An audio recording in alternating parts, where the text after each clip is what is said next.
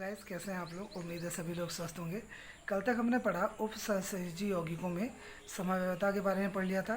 उसके बाद हमने वीबीटी यानी वैलेंस बॉन्ड थ्योरी भी पढ़ ली थी। ठीक है, वर्नर की जो थ्योरी थी वो भी पढ़ चुके हैं। और आज हम पढ़ेंगे उसके अनुप्रयोगों के बारे में, यानी जो उसके अनुप्रयोग हैं, यानी जो वीबीटी है उसको हमने किस तरह से क्लासिफिकेशन करा उसका, उसके बाद उसको हम कैसे एप्लीकेशन उसकी करेंगे उसके बारे में पढ़ेंगे। और उसके अंतर्गत हमें जो फॉर्मेशन ऑफ कोऑर्डिनेशन कंपाउंड है उसके बारे में भी चर्चा करेंगे। और इसी के साथ आज हमारा ये चैप्टर भी ख़त्म हो जाएगा। तो चलिए, टुडेज टॉपिक इज़ उपसहसंयोजी यौगिकों का आबंध निर्माण, यानी इंग्लिश में से कहेंगे bond formation of coordination compound. यानी जब इसका बॉन्ड का बनता है और कोऑर्डिनेशन कंपाउंड में तो किस तरह से बनता है, जिसके कारण क्या होता है, जिसके कारण हमें कोऑर्डिनेशन कंपाउंड प्राप्त होता है। तो इसमें सबसे पहले हमारे पास जो एग्जांपल लिया है हमने उसे देख लीजिएगा। यह है कोऑर्डिनेशन कंपाउंड CrNH3 का होल 6 एंड इस पर चार्ज दे रखा है +3। इसका हमें निर्माण करना है, यानी फॉर्मेशन करना है। तो कैसे करेंगे, सबसे पहले इसमें देखते हैं कि सेंट्रल मेटल आयन क्या है। इसमें सेंट्रल मेटल आयन है Cr का इलेक्ट्रॉनिक कॉन्फ़िगरेशन Z होता है इसमें 24। ये कुछ ऐसे हैं जो हमें याद रखने पड़ते हैं, जो हमें जनरली याद रहते भी हैं। 12th स्टैंडर्ड में तो काफ़ी कुछ हमें अब तक हम पढ़ चुके हैं और हमें याद रहते हैं। तो जैसे Cr है, Cr का Z यानी एटॉमिक नंबर जो होता है वो होता है 24। इलेक्ट्रॉनिक कॉन्फ़िगरेशन होता है 1s2 2s2 2p6 3s2 3p6 4s1 और 3d5। ये एक स्पेशल केस होता है। ठीक, 11th में हमारे पास इस तरह का एक क्वेश्चन पेपरों में भी पूछा जाता है। ठीक है, ये हो गया इसका इलेक्ट्रॉनिक कॉन्फ़िगरेशन। अब आ जाते हैं मेन जो काम हम इसमें करते हैं। थोड़ा ध्यान देने योग्य बात है, ज़रा ध्यान दीजिएगा। देखिए, अब हम बात कर रहे हैं इलेक्ट्रॉनिक कॉन्फ़िगरेशन हमें मिल गया। अब हमने कहा Cr Z है 24, यानी एट अ ग्राउंड स्टेट, यानी तलस्थ अवस्था या आद्य अवस्था हिंदी में बोलते हैं इसे, आद्य या तलस्थ अवस्था। तलस्थ अवस्था की बात करें तो यहाँ पे चेक करेंगे हम क्या क्या है, क्योंकि ये 3p था तो ये भी 3 है, तो इसलिए हम इसको इसके साथ लिख देते हैं। 3p6 के बाद 3d5 एंड 4s1। तो देखिए 3 शुरू कहाँ से हुआ, डी से लेते हैं। ठीक है, 3d, उसके बाद आएगा 4s1 4p, ठीक वहाँ तक, और 4d भी आप बना सकते हैं, लेकिन हमने यहाँ पे क्या बनाया है 3d 4s और 4p। 4d भी बनाते तो उसमें कुछ नहीं बढ़ा जाता, फिलअप नहीं होता, 0 ही रहता। तो फिलहाल हम 3 ले लेते हैं यहाँ पे। इस चीज़ को समझने की बात है, ज़रूर समझिएगा कि इलेक्ट्रॉनिक कॉन्फ़िगरेशन को देखते हुए डी से शुरू करते हुए उसके आगे का नंबर वाइज 3 के बाद 4 आता है, इसलिए 4 हमने बाद में लिखा है, वरना according to about rule 4s1 पहले आता है 3d के 5 के, लेकिन हम 3d5 को पहले लिखेंगे, 3d को, और 4s को बाद में। अब देखिए इसमें इलेक्ट्रॉन कितने थे, 5, इसमें है 1, तो फिल कर दीजिए 1 2 3 4 5 इधर 1। ठीक, ये है इसकी ग्राउंड स्टेट। सेकंड पे आ जाते हैं, आयनाइज स्टेट जो है इसकी, यानी आयनन अवस्था है जो इसकी, आयनन अवस्था। आयनन अवस्था का मतलब ये हो गया कि जब ये आयनों में तब्दील होगा। तो देखिएगा ज़रा, देखिए ये कोऑर्डिनेशन कंपाउंड दे रखा है, इसका चार्ज निकालते हैं। तो आपको पता है ये चार्ज नहीं होता है, इसमें न्यूट्रल होता है। इसके लिए हमने Cr को x मानो, या केवल Cr मान लीजिए 6 × 0 +3। तो Cr पे कितना आ गया, +3, यानी, और आपको पता ऑक्सीडेशन नंबर ही जो होता है वही उस पर चार्ज होता है, यानी इसके ऊपर चार्ज आ जाएगा +3। ये ध्यान देना बस। ठीक, तो देखिएगा आयनाइज्ड पे +3 चार्ज आ गया इस पर। +3 का मतलब क्या आता है, प्लस कब होता है, जो डोनेट करता है उस पर प्लस चार्ज आता है, यानी इसने 3 इलेक्ट्रॉन क्या कर दिए, डोनेट कर दिए। तो पहले Z=24 था, 3 इलेक्ट्रॉन डोनेट करने के बाद Z=21 बचेगा। अब 3 इलेक्ट्रॉन कैसे जाएगा, सबसे पहले बड़ी कक्षा से, यानी जो बड़ा ऑर्बिटल है 4s से, एक था, एक यहाँ से चले गया, एक यहाँ से चले जाएगा और एक चल जाएगा, यानी 3 हमारे इलेक्ट्रॉन जो डोनेट हो गए। अब जो स्टेट बची, ये बची, 3 फुल हैं, 2 खाली हैं और ये है। ये भी पूरी तरह से पेयर नहीं है, केवल एक भरा गया है।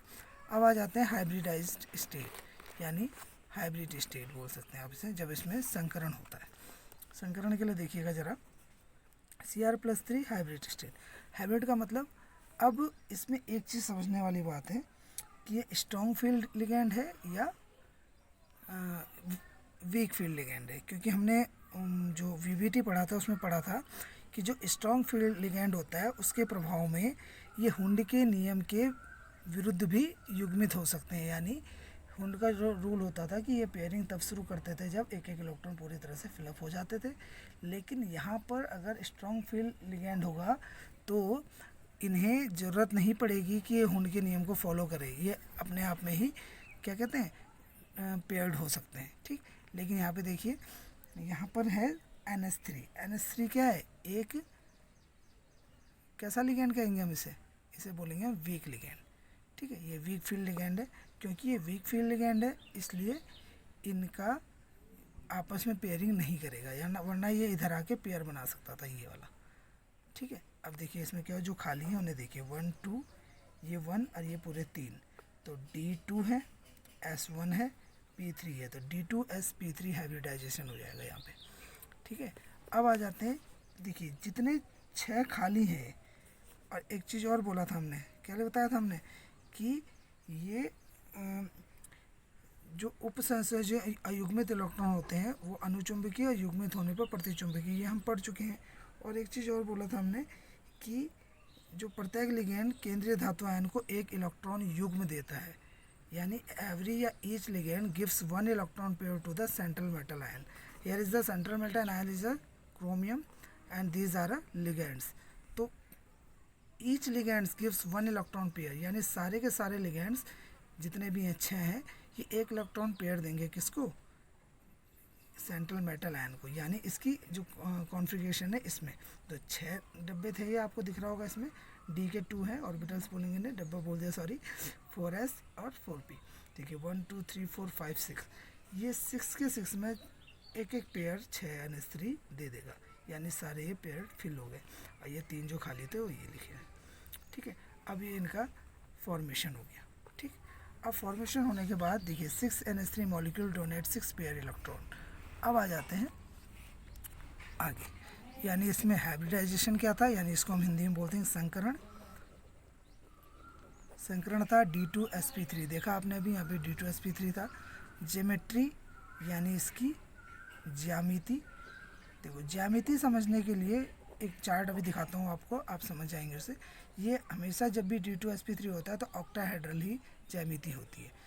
ठीक, और मैग्नेटिक नेचर आपको पता है, इसमें अनपेयर्ड इलेक्ट्रॉन है 3 unpaired electron, that means it is a paramagnetic, यानी हिंदी में बोलेंगे अनुचुंबकीय। ठीक है, अब आ जाते हैं थोड़ा जो मैंने बोला ज्यामिति के लिए कैसे समझते हैं। देखिए अगर संकरण यानी हाइब्रिडाइजेशन, मुख्यतः इसमें 3 होते हैं, sp3 dsp2 और D2sp3, या इसको sd2p3 भी लिखेंगे कई जगह। तो इसमें जो ज्यामिति होती है कॉम्प्लेक्स की यानी संकुल की, sp3 में होती है टेट्राहेड्रल यानी चतुष्फलकीय, इसमें होती है स्क्वायर प्लेनर यानी वर्ग समतलीय, और इसमें होती है अष्टफलकीय। तो देखिए ये D2sp3 था अभी थोड़ी देर पहले, तो इसलिए हमने इसमें अष्टफलकीय लिखा। तो ये 3 चीज़ें हैं, याद रखिएगा, हमें आने वाले जो भी हम फॉर्मेशन करेंगे उनमें इनकी ज़रूरत पड़ेगी। ठीक है, अब आ जाते हैं हम एक चीज़ और समझते हैं। अभी हमने थोड़ी देर पहले बोला कि अयुग्मित होना प्रारंभ करता है नहीं करता है, कहने का मतलब कि जो वीक फील्ड लिगैंड है और स्ट्रॉन्ग फील्ड लिगैंड है ये कैसे पहचाने जाते हैं। तो इसकी एक ट्रिक बता रहा हूँ आपको, थोड़ा ध्यान दीजिएगा। Trick to identify weak field और strong field ligands of a coordination compound, यानी किसी उप सहसंयोजी यौगिक में किसका जो स्ट्रॉन्ग फील्ड लिगैंड होते हैं और वीक फील्ड लिगैंड होते हैं, यानी प्रबल वाले जो होते हैं और जो दुर्बल होते हैं लिगैंड, उनको पहचानने की जो ट्रिक है वो क्या होती है। तो देखिए ज़रा, फर्स्ट पॉइंट है इसमें, ligand in which donor atom are halogen, oxygen and या फिर और sulphur, these are weak ligands, यानी जिसमें डोनर एटम क्या हो, या तो कोई हेलोजन हो जैसे FCl Bri हेलोजन्स, यार O हो, या फिर O हो जैसे OH नेगेटिव में O डोनर एटम होता है। ठीक, C2O4 नेगेटिव 2 में क्या होता है, इसमें भी O डोनर एटम होता है। ठीक है, या फिर COO, यही चीज़ है C2O4, इसमें भी O डोनर एटम है जो मेटल आयन को देता है। ठीक है, और या फिर SCN देखेंगे तो इसमें S डोनर एटम होता है, यानी जिसमें सल्फर, ऑक्सीजन या फिर हेलोजन, ये तीनों ही डोनर एटम होंगे, तो ये कहलाते हैं आपका वीक लिगैंड। ये ध्यान रखिएगा ज़रूर, क्योंकि ये बहुत इंपॉर्टेंट चीज़ है। ठीक, ट्रिकी वे में समझा रहा हूँ, समझ जाइएगा। अब आ जाते हैं दूसरी चीज़। अब देखिए, ligand in which donor atoms are C N और पी, यानी कार्बन, नाइट्रोजन या फिर फॉस्फोरस, इन तीनों में से कोई भी एक अगर डोनर एटम है तो वो स्ट्रॉन्ग लिगैंड्स होता है। ठीक है, जैसे साइनो वाला सी एन को हम दो तरीके से देख सकते हैं। यहाँ पे सी डोनर एटम है, अगर ये इस तरीके से अटैच होगा तो यहाँ पे एन डोनर एटम है। तो सी और एन दोनों ही होंगे तो ये कैसे होंगे, स्ट्रॉन्ग लिगैंड्स होंगे। ठीक है, अब यहाँ की बात करते हैं। देखिए, C O donor atom O, N S three में डोनर एटम है एन।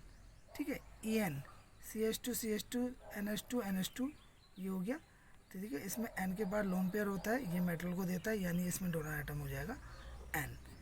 या फिर डी एम जी हो गया, जैसे डाई मिथाइल ग्लाइऑक्सिलेट आयन। ठीक है, डाई मिथाइल ग्लाइऑक्सिलेट आयन में देखिए क्या होता है, C double bond O negative, C H two और एन एच टू, इसमें एन के पास होता है लोन पेयर, तो ये डोनेट करता है N donate to the metal, तो यहाँ पर एन डोनर एटम हो जाएगा। उसके बाद आ जाते हैं ई डी टी ए, यानी एथिलीन डाइमीन ट्राईएसिटेट, इसमें डोनर एटम होता है नाइट्रोजन। या फिर पी एम ई थ्री, यानी ट्राई मेथिल फॉस्फीन, इसमें डोनर एटम होता है पी। तो कुल मिला के जिनमें डोनर एटम सी एन या पी होते हैं, ये कहलाते हैं आपके स्ट्रॉन्ग फील्ड लिगैंड। अब देखिए, यहाँ पर थोड़ी देर पहले शायद मैंने आपको स्ट्रॉन्ग फील्ड की जगह वीक फील्ड बोला होगा, लेकिन strong field N S three, क्योंकि डोनर एटम इसमें एन है। ठीक है, तो ये स्ट्रॉन्ग फील्ड तो है, लेकिन यहाँ पर देखिए, क्योंकि ये दो खाली हैं, अगर ये दो भी भरे होते तो ये आपस में ही पेयरिंग कर सकते थे, लेकिन ये क्योंकि भरे नहीं है इसलिए आपस में पेयरिंग नहीं करेंगे। ठीक है, क्योंकि इस जगह पे भरे हैं, लेकिन जब आयोनाइज स्टेट आ जाती है, इससे पहले जो ग्राउंड स्टेट थी इसमें भरे थे, ये देखिए। ठीक है, लेकिन जब आयोनाइज स्टेट आती है तो ये दो खाली हैं, अगर ये भी फील होते तो ये आपस में इधर आके पेयरिंग कर सकते थे, लेकिन ऐसी कंडीशन अभी नहीं बनी। अगले क्वेश्चन में हम समझते हैं। ठीक है, थोड़ा सा इस पर ध्यान दीजिएगा कि ये कैसे निकला है। ये हाइब्रिडाइजेशन, क्योंकि जितने फिल करने थे उनको देखते हुए, और जो 6 डोनर एटम थे, 6 मॉलिक्यूल, देखिए 6 ही इसमें ऑर्बिटल मिलेंगे आपको, क्योंकि 6 के साथ इसमें बॉन्ड बनाया है। ठीक है, और उसके बाद मैंने बोला अगर D2sp3 होती है तो ऑक्टाहेड्रल होता है। मैग्नेटिक नेचर, क्योंकि इसमें अनपेयर्ड इलेक्ट्रॉन है तो ये पैरामैग्नेटिक होगा, simple. The second one is formation of FeCN6-3 charge. ठीक है, यानी FeCN6 और -3 का निर्माण। देखिए, Fe है वह 26 इलेक्ट्रॉन्स, यानी Z=26 होता है इसमें। Z बोले तो परमाणु क्रमांक, यानी atomic number, 1s2 2s2 2p6 3s2 3p6 3d6 और 4s2 लिख सकते हैं हम इसको। ठीक है, तो उसी तरीके से Fe Z=26 at a ground state. पहले हम बनाएंगे D, फिर बनाएंगे S, फिर बनाएंगे इसके आगे का, इसको आप ऐसे भी तो लिख सकते हैं। ठीक है, फिर बनाएंगे P। ठीक, उसके बाद देखिए ग्राउंड स्टेट ये हो गया। अब हमने क्या करा, Fe+3 आयन। अब देखिए +3, क्योंकि यहाँ पे 4 था, -3 का इक्वस टू जाके ये देखिए कैसे बना, ये भी देख लेते हैं। देखिए ये था आपके पास।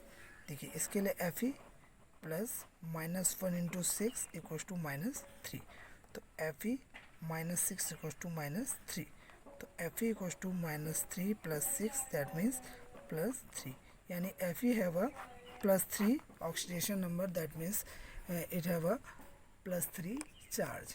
ठीक, यानी इसका सीधा सीधा मतलब हो गया कि इसने 3 इलेक्ट्रॉन क्या करें, डोनेट करें। देखिए, अब आयनाइज स्टेट +3 चार्ज हो गया, तो यानी 3 इलेक्ट्रॉन दे दिए हैं, तो 26 में से 3 गए, तो यानी 23 बचते हैं, 26 में से 3 डोनेट कर दिए। तो अब ये कंडीशन आई 3 में से, देखिए पहले S के पूरे दोनों जाएंगे, और इसमें से बचा था एक जो कि पेयर हो गया था यहाँ पर। देखिए 1 2 3 4 5 6 और 2, क्योंकि 3d6 था और 4s2 था, तो 2 तो जाएंगे S से।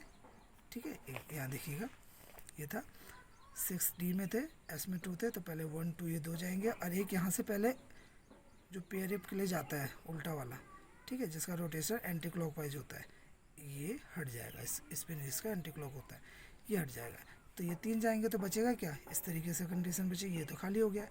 अब क्योंकि CN है वह स्ट्रॉन्ग फील्ड लिगेंड, और मैंने बोला था जब ये पूरी तरह से फिल होते हैं तो ये आपस में ही पेयरिंग कर लेते हैं इन अ हाइब्रिडाइज्ड स्टेट।